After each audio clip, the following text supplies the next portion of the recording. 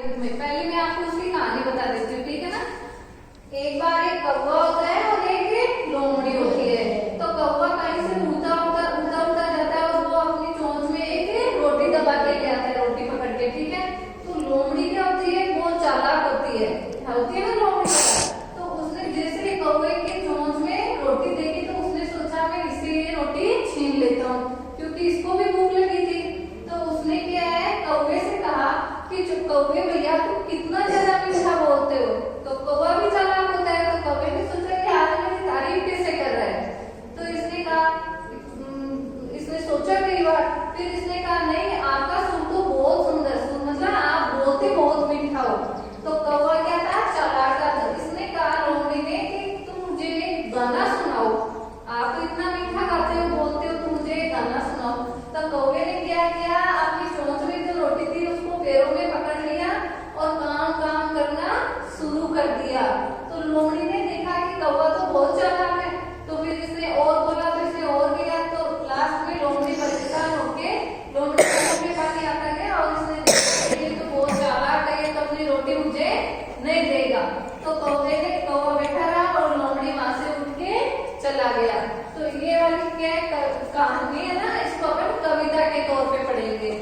तो सुनना, उड़ता उड़ता कौवा आया, उड़ता उड़ता कौवा आया, लिए चोंच में पूरी रोटी, लिए चोंच में पूरी रोटी, ताजी ताजी चुपड़ी चुपड़ी, ताजी ताजी चुपड़ी चुपड़ी, गोल गोल थी मोटी मोटी, गोल गोल थी मोटी